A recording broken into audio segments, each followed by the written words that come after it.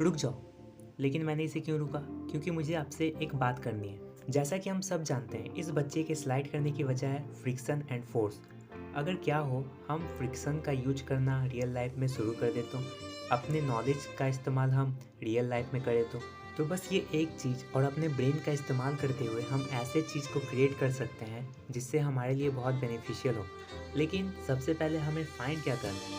सबसे पहले हमें फाइंड करना है कोफिशिएंट ऑफ फ्रिक्शन। लेकिन कोफिशिएंट ऑफ फ्रिक्शन तो हमने अभी तक सिर्फ किताबों में ही फाइंड किया है। किताबों में ये बहुत इजी होता है क्योंकि इसमें हमें वैल्यू दिया होता है और अपने ब्रेन का यूज़ करके इसका वैल्यू फाइंड करना होता है। लेकिन रियल लाइफ में सिर्फ हमें कोफिशिएंट ऑफ फ्रिक्शन निकालने के लिए इतना मेहनत करना पड़ेगा जितना आपने सोचा भी नहीं होगा। तो इसके लिए मुझे वर्क प्लेस पर जाना पड़ेगा।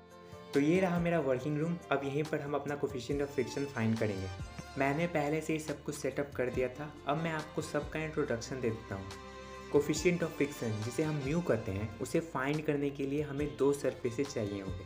सबसे पहले ये हमारा कार्डबोर्ड का प्लेट है और मैंने ये एक ब्लॉक लिया है। इसके जो नीचे वाला सरफेस है यही है, दोनों सरफेस में मीट करेगा तब हम फ्रिक्शन का कोफिशिएंट फाइंड कर सकते हैं। जब कोई भी दो सरफेस मीट होता है तो उससे इलेक्ट्रोमैग्नेटिक फोर्स जनरेट होता है जिसे हम फ्रिक्शन करते हैं, और उसी फ्रिक्शन को निकालने के लिए सबसे पहले हमें कोफिशिएंट ऑफ फ्रिक्शन फाइंड करना पड़ेगा। अब ये एक मेजरिंग स्केल है। जब मैं इस कार्डबोर्ड को हिंज करके ऊपर की तरफ लाऊंगा तब फिर ये मेजर करेगा कि कितने हाइट तक गया है। अब मैं जब इसे लिफ्ट करना स्टार्ट करूँगा तो इसमें होगा क्या, जब मैं इसे ऊपर की तरफ लाऊंगा तो ये ब्लॉक है स्लिप करना स्टार्ट करेगा। जब ये फर्स्ट स्लिप करेगा तभी हमें पता चल जाएगा कि एक्सट्रीम कंडीशन यही है और कोफिशिएंट ऑफ फ्रिक्शन इसी से फाइंड करना है।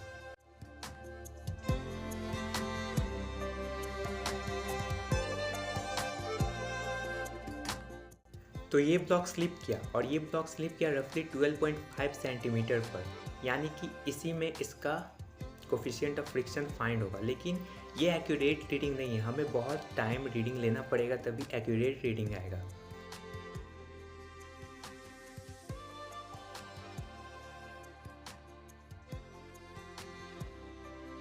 तो ये इस बार स्लिप किया 11.5 सेंटीमीटर पर, तो हमें और ज़्यादा एक्यूरेट करने के लिए बहुत समय रीडिंग लेना पड़ेगा और कोई एक कांस्टेंट वैल्यू आएगा तभी हम उसे फाइंड कर सकते हैं मेन फ्रिक्शन।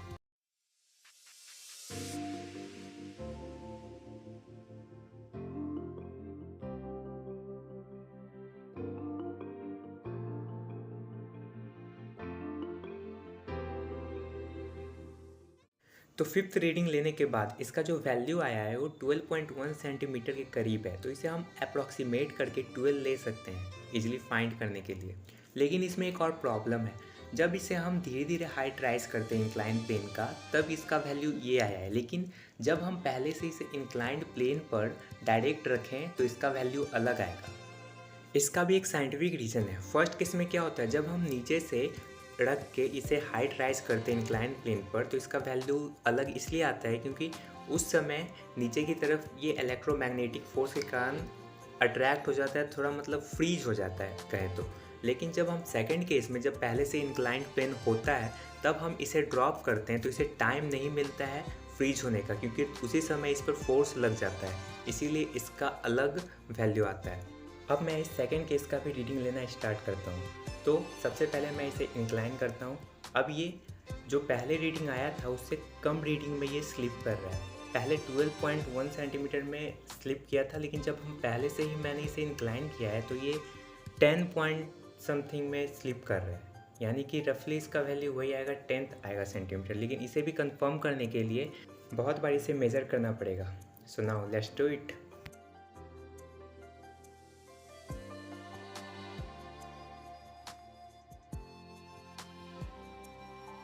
तो काफ़ी रीडिंग लेने के बाद अब इसका फाइनल वैल्यू जो आया है 9.9 सेंटीमीटर है, जो से हम अप्रॉक्सीमेटली 10 ले सकते हैं। हाँ, तो फाइनली काफ़ी सारे मेहनत करने के बाद हमें पता चल चुका है दोनों का वैल्यू, एक 12 सेंटीमीटर एक 10 सेंटीमीटर हाइट राइज का। लेकिन अभी भी ऐसे कोफिशिएंट ऑफ फ्रिक्शन फाइंड नहीं होगा।